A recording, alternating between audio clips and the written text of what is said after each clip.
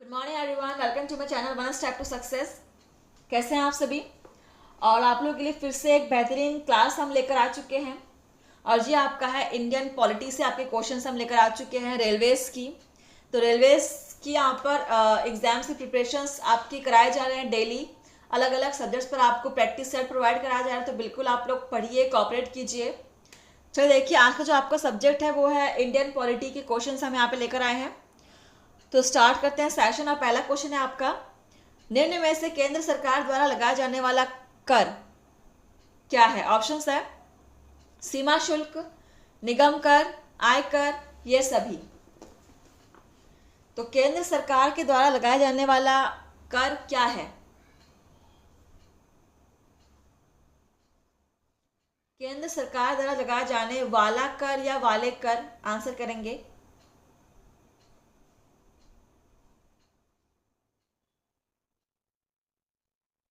तो देखिए फ्रेंड्स, यहाँ पे आंसर आपका क्या हो जाएगा। केंद्र सरकार द्वारा ये सभी कर लगाए जाते हैं, सीमा शुल्क, निगम कर, आयकर। ठीक है, तो सारे आपके सही हैं ऑप्शन, यहाँ पे ये सभी हो जाएगा। Option D is correct. Next आपका है क्वेश्चन 22 नंबर क्वेश्चन है आपका, बिक्री कर कौन लगाता है? ऑप्शंस है केंद्र सरकार, राज्य सरकार, ग्राम पंचायत, उपरोक्त सभी। बिक्री कर इंडियन पॉलिटी के बहुत ही बेहतरीन क्वेश्चंस है। सो आप लोग पढ़िए, प्रैक्टिस कीजिए और कोशिश कीजिए आंसर करने की। और जितना हो सके आप घर पे सेल्फ स्टडी कीजिए friends. Self study is most important thing. बिना सेल्फ स्टडी के आप एमसीक्यू सेशंस आप सॉल्व नहीं कर पाएंगे।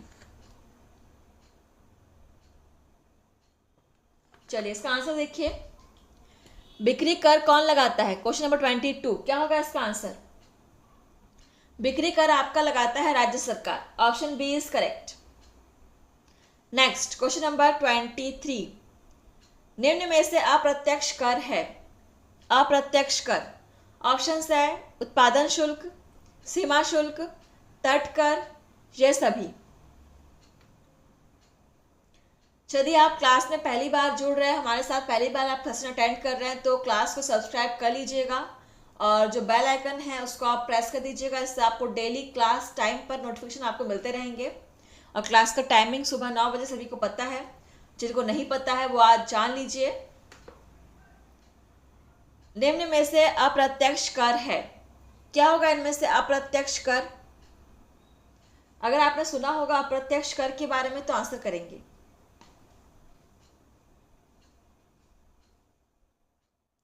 सो यहाँ पर देखिए, उत्पादन शुल्क, सीमा शुल्क, तट कर, ये सारे आपके अप्रत्यक्ष कर के अंडर ही आते हैं। सो यहाँ पर भी आंसर आपका ऑप्शन डी, ये सभी हो जाएगा। नोट कर लेंगे, इंपॉर्टेंट चीजें हैं, इनको आप नोट करते चलिए। ठीक है, अप्रत्यक्ष कर क्या क्या है। और नेक्स्ट क्वेश्चन देखिए क्या है, 24 नंबर क्वेश्चन, निम्न में से राज्य सरकार द्वारा लगाया जाने वाला कर?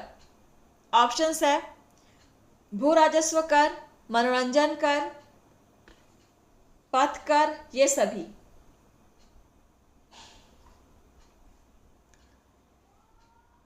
अभी तक हमने बिक्री कर जाना, अप्रत्यक्ष कर के बारे में जाना। अब यहां पे आपका है क्वेश्चन राज्य सरकार द्वारा लगाया जाने वाला कर। आपको अपने स्टेट से रिलेटेड जो जानकारियां हैं वो पता होनी चाहिए। कौन कौन से कर किस सरकार द्वारा लगाया जा रहा है, केंद्र सरकार से कौन से कर लगाए जाते हैं, राज्य सरकार से किस प्रकार के कर लिए जाते हैं। ठीक है, सबको आपको जानना है, जानकारी आपकी नॉलेज में होनी चाहिए।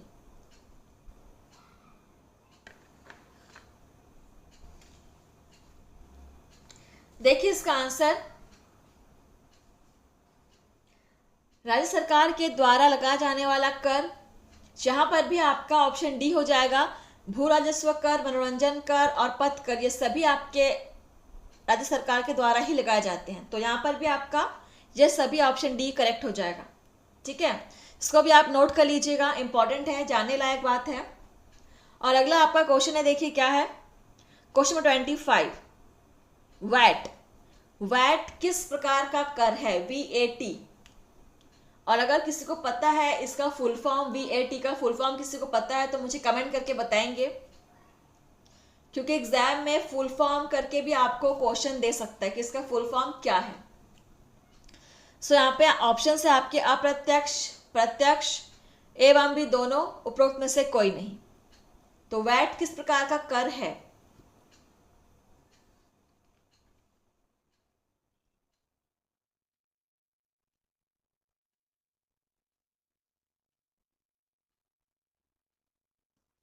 चलिए आंसर करेंगे।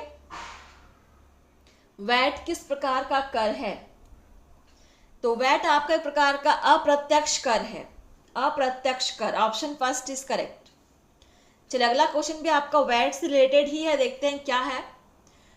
26 नंबर क्वेश्चन है, भारत में वैट कब से लागू हुआ? ऑप्शंस है 28 मार्च 2024, 1 अप्रैल 2004, 1 अप्रैल 2005, 31 मार्च 2005। कब से लागू हुआ है वैट भारत में?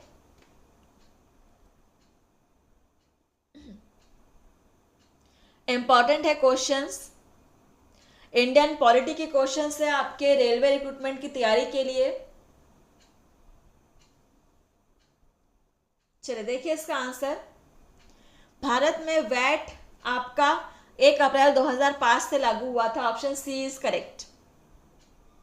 नेक्स्ट क्वेश्चन नंबर आपका 27, निम्न में से किस समिति की संस्तुति पर भारत में वैट लागू किया गया? ऑप्शंस है रंगराजन समिति, एल के झा समिति, केलकर समिति, पार्थ सारथी शोम समिति। सो वैट से रिलेटेड आपका 3-4 क्वेश्चन हमने देखा हुआ यहाँ पे, ठीक है।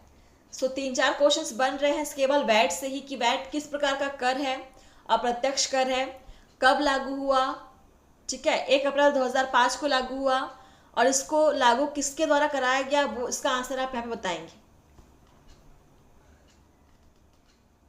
तो एक टॉपिक से कितने क्वेश्चंस बन सकते हैं आप खुद देख लीजिए, कितने डिटेल्स में आपको पढ़ना होता है इंडियन हिस्ट्री, इंडियन पॉलिटिक्स को। और यहाँ पे आपको हर एक टॉपिक का डिटेल में आपको एमसीक्यू, हर एक स्मॉल चीज, एक छोटी छोटी चीज पर आपको क्वेश्चन यहाँ पर आपको कराया जा रहा है। चलिए देखते हैं इसका आंसर क्या होगा। तो किस समिति की संस्तुति पर भारत में वैट लागू कराया गया था?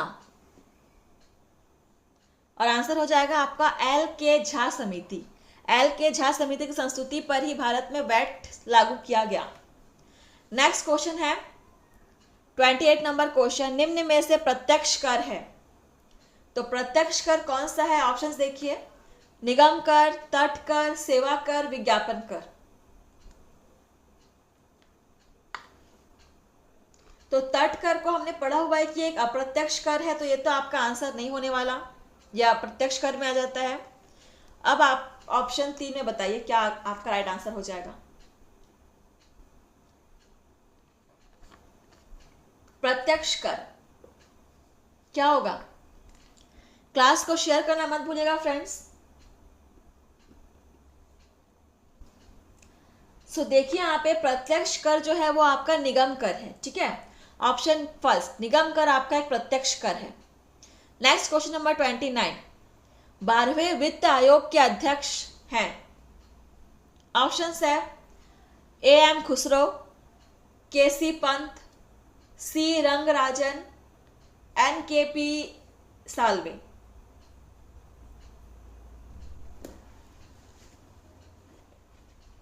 चलिए इसका आंसर बताइए कि 12वें वित्त आयोग के अध्यक्ष कौन थे। क्वेश्चन नंबर 29,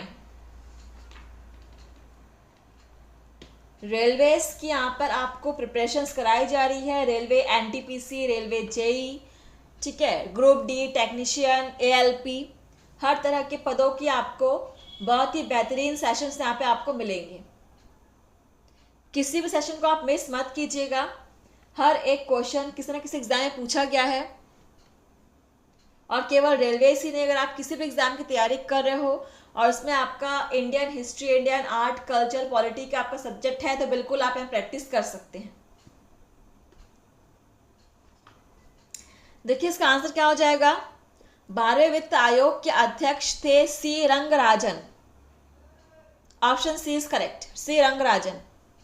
नेक्स्ट आपका क्वेश्चन है 30 नंबर क्वेश्चन है, इंडिया विजन 2020 क्या है? ठीक है, इंडिया विजन 2020 क्या है? ऑप्शंस है डॉक्टर एपीजे अब्दुल कलाम की आत्मकथा, योजना आयोग द्वारा भारत को 2020 ईस्वी तक विकसित राष्ट्र बनाने के उद्देश्य से तैयार किया गया दृष्टि पत्र, वित्त आयोग द्वारा 2020 ईस्वी तक राज्यों को केंद्र द्वारा दिया जाने वाला सहायता का विवरण पत्र, या उपरोक्त में से कोई नहीं। 4 स्टेटमेंट है, इंडिया विजन 2020 के बारे में दिया हुआ है, तो कौन सा स्टेटमेंट सही है? आंसर करेंगे। ये क्वेश्चन इंपॉर्टेंट है फ्रेंड्स, स्टार मार्क कर लेंगे इसको। इंडिया विजन 2020 क्या है?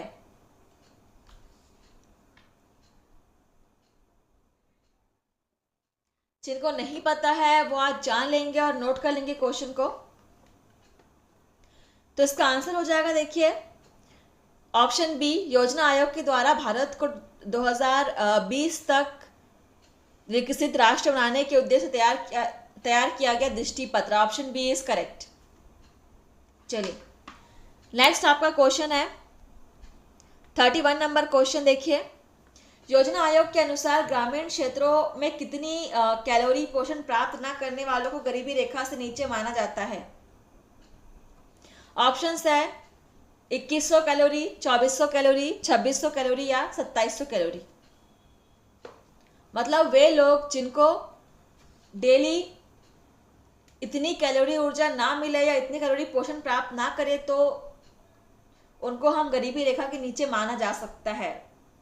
तो कितनी कैलोरी ऊर्जा को हमें मानक माना गया है?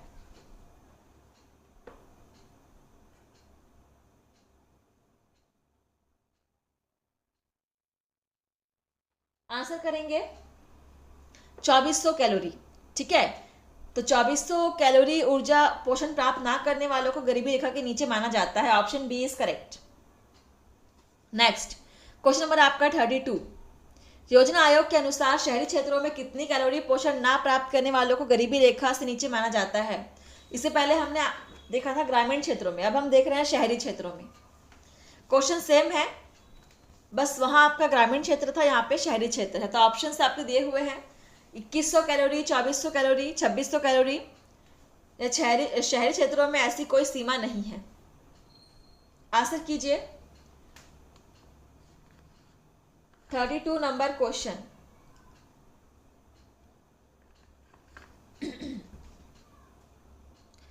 तो देखिए यहाँ पे इसका आंसर क्या हो जाएगा।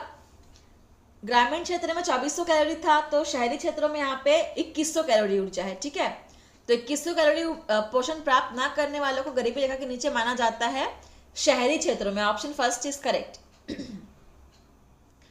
ध्यान देंगे, शहरी क्षेत्रों की बात कर रहा है। क्वेश्चन नंबर 33, ग्रामीण क्षेत्रों में गरीबी के आकलन हेतु किस सूचकांक को आधार माना गया है? ऑप्शंस है थोक मूल्य सूचकांक, शेयर सूचकांक, कृषि श्रमिकों के उपभोक्ता मूल्य सूचकांक, उपरोक्त में से कोई नहीं। ग्रामीण क्षेत्रों में गरीबी के आकलन हेतु किस सूचकांक को आधार माना गया है?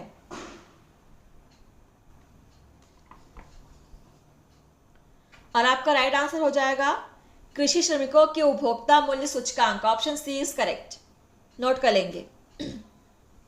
चलिए आगे देखिए, अगला क्वेश्चन आपका है 34 नंबर क्वेश्चन। शहरी क्षेत्रों में गरीबी के आकलन हेतु किस सूचकांक को आधार माना गया? यह भी आपका सेम क्वेश्चन है, बस वहां पे ग्रामीण क्षेत्रों था, अब यहाँ पे शहरी क्षेत्रों के बारे में पूछा गया है।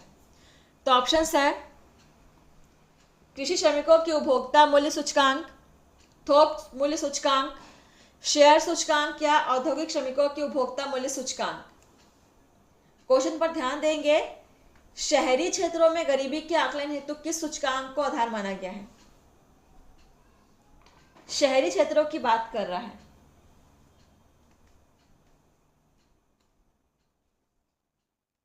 और आंसर आपका देखिए यहां पर क्या हो जाएगा, औद्योगिक श्रमिकों के उपभोक्ता मूल्य सूचकांक। Option D is correct. ठीक है, नेक्स्ट क्वेश्चन नंबर है आपका 35। भारत में बेरोजगारी का मुख्य स्वरूप है चक्रीय, संरचनात्मक, ऐच्छिक, उपरोक्त में से कोई नहीं। तो क्या है भारत में बेरोजगारी का मुख्य स्वरूप? क्वेश्चन इंपॉर्टेंट है फ्रेंड्स, स्टार मार्क कर लेंगे। भारत में बेरोजगारी का मुख्य स्वरूप,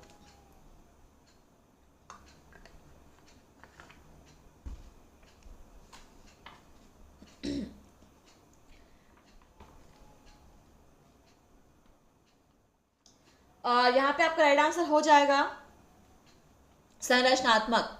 ठीक है, भारत में बेरोजगारी का मुख्य स्वरूप है संरचनात्मक स्वरूप। Option B is correct. Next question है आपका 36। भारत के ग्रामीण क्षेत्र में पाए जाने वाली बेरोजगारी का मुख्य स्वरूप है। तो ग्रामीण क्षेत्र में पाए जाने वाली बेरोजगारी का मुख्य स्वरूप क्या है? ऑप्शन है प्रच्छन्न, संरचनात्मक, चक्रीय, उपरोक्त में से कोई नहीं। चलिए आंसर करेंगे हम। सेशन के समाप्ति की ओर बढ़ रहे हैं। आप लोग कमेंट करके बताएंगे कि आपने कितने क्वेश्चन सॉल्व किए हैं। ठीक है, और लाइक करना मत भूलिएगा फ्रेंड्स। तो यहाँ पे आंसर हो जाएगा आपका प्रच्छन्न स्वरूप है बेरोजगारी का। कहां पर? ग्रामीण क्षेत्रों में। Option first is correct. Next आपका क्वेश्चन है 37 नंबर क्वेश्चन, और ये आपका लास्ट है क्वेश्चन सेशन का। देखिए क्या है। अंत्योदय कार्यक्रम का उद्देश्य क्या था? ऑप्शन है अनुसूचित जातियों के रहन सहन के स्तर में सुधार करना, अल्पसंख्यकों की स्थिति में सुधार करना, ग्रामीण वृद्धों की सहायता करना, गरीबों में सबसे अधिक गरीबों की सहायता करना। अंत्योदय कार्यक्रम का उद्देश्य ये भी आपका इंपॉर्टेंट है, स्टार मार्क कर लेंगे इसको और नोट कर लेंगे क्वेश्चन को। चलिए आंसर करेंगे। और आप लोग डेली ऐसे आप लोग क्लास अटेंड करते रहिए, प्रैक्टिस करते रहिए फ्रेंड्स। रेलवे रिक्रूटमेंट की तैयारी जितने भी लोग कर रहे हैं उनके लिए बहुत ही बेहतरीन हम यहाँ पे सेशंस लेकर आ रहे हैं।